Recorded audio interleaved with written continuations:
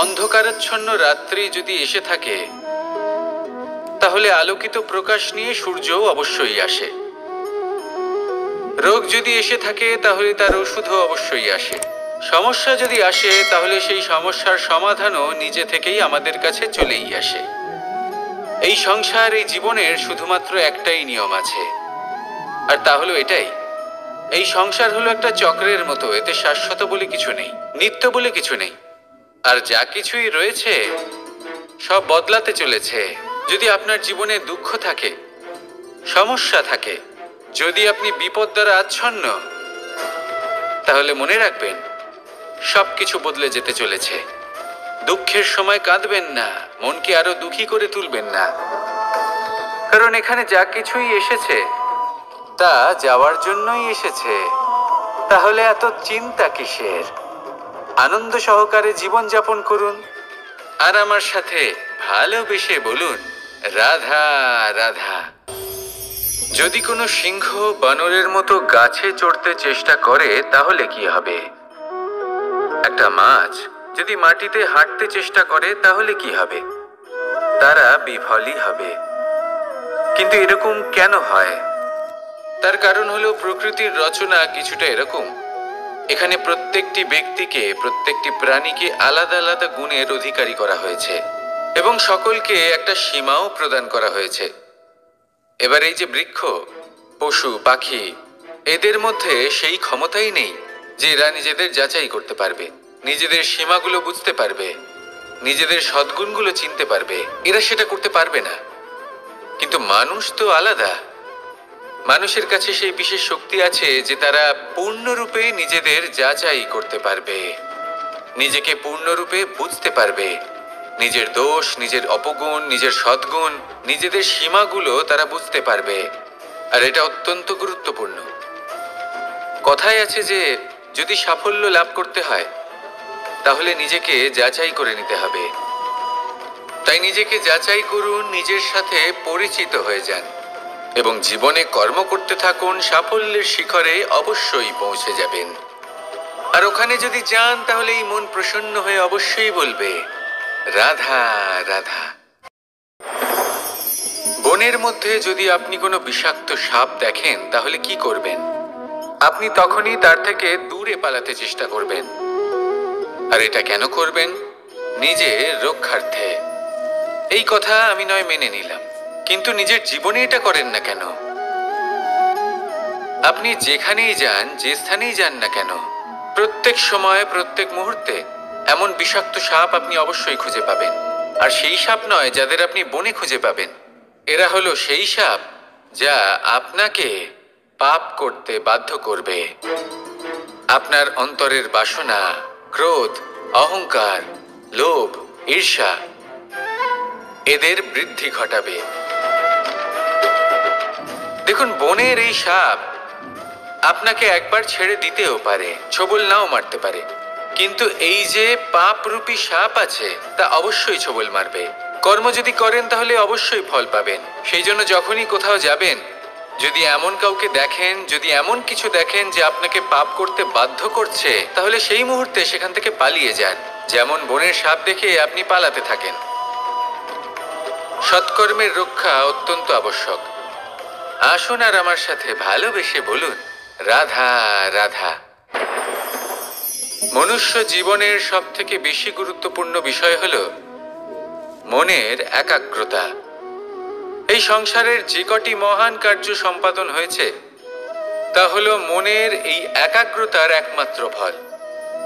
আপনি অবশ্যই দেখে থাকবেন, অনেক ছোট বড় নদী যা বয়ে চলে, তাদের সামনে একটা বাঁধ নির্মাণ করা হয় সেই সব নদীর জল সঞ্চয় করতে। বাঁধ হয়ে গেলে প্রয়োজন মতো বা মনের ইচ্ছে মতো তাকে ব্যবহার করা সম্ভব। এবার এটাই আমাদের মনের সাথেও সম্ভব। আমাদের মনের একাগ্রতা আজকের দিনে দাঁড়িয়ে বিভিন্ন ধরনের বিকার, ক্রীড়া এবং ভোগের মধ্যে ভাগ হয়ে গেছে। একে একত্রিত করতে হবে, একটা বাঁধ নির্মাণ করতে হবে, কর্মের বাঁধ।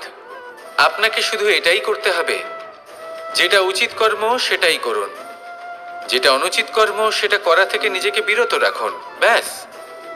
এই কাজটাই আপনি করতে থাকুন, মনের মধ্যে একাগ্রতার বাঁধ নির্মাণ করুন। আর একবার যদি তা নির্মাণ হয়ে যায়, তাহলে যখন চাইবেন, যেখানে চাইবেন, যতটা চাইবেন, একাগ্রতা প্রয়োগ করতে পারবেন। আর একবার যদি আপনি এটা শিখে যান, তাহলে এই সংসারকে বদলে ফেলার মতো কাজ আপনি করতে পারবেন, সমাজকে শোধরাবার মতো কাজ করতে পারবেন। তাহলে এই মনকে একাগ্র করুন আর আমার সাথে ভালোবেসে বলুন, রাধা রাধা। আমরা সবাই ফল খাই, কিন্তু আমাদের সেই ফলই প্রিয় হয় যে পরিপক্ক হয়ে ওঠে, যেটা নম্র হয়, আর যে ফল অনেক বেশি মিষ্টি আর সুস্বাদু হয়ে থাকে, যাদের রঙে বাহার দেখা যায়। সেইভাবে জীবনে আমরা নানান মানুষের সাথে পরিচিত হই, কিন্তু সেই মানুষই আমাদের মন ছুঁয়ে যায় যারা বিনম্র স্বভাবের, যাদের বাণী খুব মধুর, যাদের অন্তরে আত্মবিশ্বাসের একটা তেজ, একটা রং দেখা যায়। এবার এমন ব্যক্তি আমরা কি করে হব? ঠিক সেইভাবেই যেমন একটা ফল রোদ, বর্ষা, শীত, বায়ু এই সকল সংকটময় পরিস্থিতির সম্মুখীন হয়ে পরিপক্ক হয়ে ওঠে, সেইভাবেই মানুষ সংকটময় পরিস্থিতির সম্মুখীন হয়ে পরিপক্ক হয়ে ওঠেন। যদি এই সংকটের সম্মুখীন হন, তাহলে অভিজ্ঞ হবেন, আর এই অভিজ্ঞতাই শিক্ষা দিয়ে যাবে। এই অভিজ্ঞতা আমাদের শিখিয়ে দেয় যে আমাদের বিনম্র থাকতে হবে। অহংকার করে কোনো লাভ নেই। মধুর বাণীর যে কি মূল্য তা আমরা শিখতে পারি। এই অভিজ্ঞতাই আমাদের বুঝিয়ে দেয় যে উচিত অনুচিত কোনটা, আমাদের দৃষ্টিভঙ্গি তৈরি করে, আর এই দৃষ্টিভঙ্গি দ্বারা আত্মবিশ্বাস জাগ্রত হয়। সেই জন্য জীবনে কখনো বিপদ থেকে দূরে পালাবেন না, সেগুলোর সম্মুখীন হন, অভিজ্ঞতা লাভ করুন, তার থেকে শিক্ষা লাভ করুন, এইভাবেই পরিপক্ক হবেন। আসুন আমার সাথে ভালোবেসে বলুন, রাধা রাধা। ধন সঞ্চয় করা সম্ভব, আর সেই জন্য ধন সব থেকে বেশি মূল্যবান সম্পত্তি নয়। এবার আপনি বলবেন, আমি কি বলছি? এই ধন খুব মূল্যবান, আমরা সকলে অর্জন করতে ব্যস্ত। সেটা এই কারণে, কারণ আপনারা জানেন না এই সংসারের সব থেকে বেশি মূল্যবান সম্পত্তি কি। এ হলো সেই সম্পত্তি যা কখনো সঞ্চয় করা সম্ভব নয়। আপনার কাছে যতই ধন থাকুক, তা দিয়ে আপনি স্বাস্থ্য লাভ করতে পারেন, বাড়ি কিনতে পারেন, আদি ইত্যাদি, কিন্তু আপনি যতই ধনী হন না কেন, ফেলে আসা দিনের একটা মুহূর্ত আপনি লাভ করতে পারবেন না। এই একটা মুহূর্ত, এই সময়, এটাই হলো সংসারের সব থেকে মূল্যবান সম্পত্তি। একবার চলে গেলে তা কখনোই ফিরে আসে না। আর এই মুহূর্ত যতই চলে যাক না কেন, আমরা স্মৃতির মাধ্যমে সেগুলি যাপন করতে পারি, তার আনন্দ উপভোগ করতে পারি। আর যার সাথে আমরা সময় অতিবাহিত করেছি, তার স্মৃতিতে আমরা চিরকাল জীবিত থাকতে পারি। সেই জন্য সময় সব থেকে মূল্যবান সম্পত্তি, তাকে এইভাবে নষ্ট করবেন না। প্রত্যেকটা মুহূর্ত উপভোগ করুন, আনন্দ করুন, আর ভালোবেসে বলুন, রাধা রাধা। কনক, কি সুন্দর একটা শব্দ। এর অনেকগুলো রূপ রয়েছে, অনেকগুলো অর্থও রয়েছে। প্রথম অর্থ হলো স্বর্ণ, অর্থাৎ সম্পত্তি। দ্বিতীয় অর্থ ধুতুরা, অর্থাৎ গাছের ছোট একটা বীজ, যা কিনা অত্যন্ত শক্তিশালী হয়। যদি বেশি মাত্রায় এর প্রয়োগ করা হয়, তাহলে এটা বিষময় হয়ে উঠতে পারে। এই হলো সেই ধুতুরা যার প্রয়োগ মহাদেবের পুজোতে করা হয়। এবার প্রশ্ন হলো এটাই যে এই স্বর্ণ এবং এই ধুতুরার মধ্যে মিল কি রয়েছে। মিল হলো এটাই যে এই দুটোই মানুষকে মত্ত করে তোলে। ধুতুরা মানুষকে তখন মত্ত করে যখন তাকে সেবন করা হয়, কিন্তু স্বর্ণ, ধন, সম্পত্তি, মানুষ এটা যতটাই অর্জন করে নেয় সেটাই যথেষ্ট। এই স্বর্ণ মানুষের ভাবনা চিন্তা করার ক্ষমতাকে বশ করে ফেলে। মানুষ সম্পত্তির লোভে মত্ত হয়ে ওঠে, কারণ যে যত চমৎকারী, যতটা অমূল্য হয়, তাকে সামলানো কিন্তু ততটাই কঠিন, তাই না? তাই মনে রাখবেন, ধন, স্বর্ণ, সম্পত্তি এগুলো ধুতুরার থেকেও অনেক বেশি বিষাক্ত হতে পারে। তাই এর ওপর আত্মসংযমের একটা কবচ পরিয়ে রাখবেন। এবং বিবেকের শক্তির সাথে এগুলো প্রয়োগ করুন, তবেই কল্যাণ হবে। আসুন আমার সাথে ভালোবেসে বলুন, রাধা রাধা। মানুষের জীবনে 3টি গুণ অত্যন্ত প্রয়োজনীয়: শ্রদ্ধা, বিনম্রতা, যোগ্যতা। যদি জ্ঞান লাভ করতে চান তাহলে শ্রদ্ধার প্রয়োজন, যদি মান লাভ করতে চান তাহলে স্বভাবে বিনম্র হওয়া প্রয়োজন, আর যদি মনোবাঞ্ছিত স্থান লাভ করতে চান তাহলে যোগ্যতার প্রয়োজন। বিষয়টা সহজ। শ্রদ্ধা আপনাকে জ্ঞান দেবে, নম্রতা আপনাকে মান, আর যোগ্যতা উচিত স্থান দেবে। কিন্তু যদি আপনি এই 3টি গুণ সম্মিলিত করেন তাহলে এমন কিছু লাভ করবেন যা এই সব কিছুর থেকে অনেক ঊর্ধ্বে: সম্মান।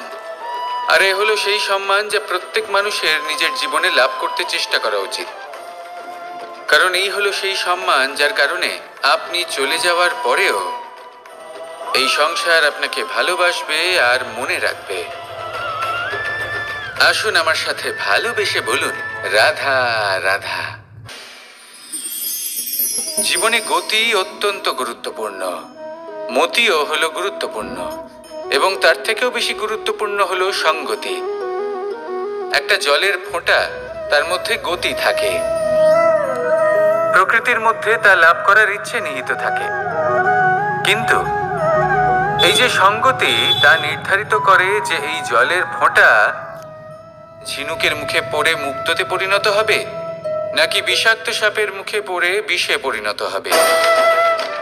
এবার দেখুন, এই জঞ্জাল স্বর্ণকারের দোকানের সামনেও থাকে এবং জঞ্জাল একজন ব্যবসাদারের দোকানেও থাকে, কিন্তু জঞ্জাল যা স্বর্ণকারের দোকানে থাকে তা ব্যবসাদারের দোকানের জঞ্জালের থেকে অনেক বেশি মূল্যবান, কারণ তার মধ্যে সোনার কণার সঙ্গতি থাকে।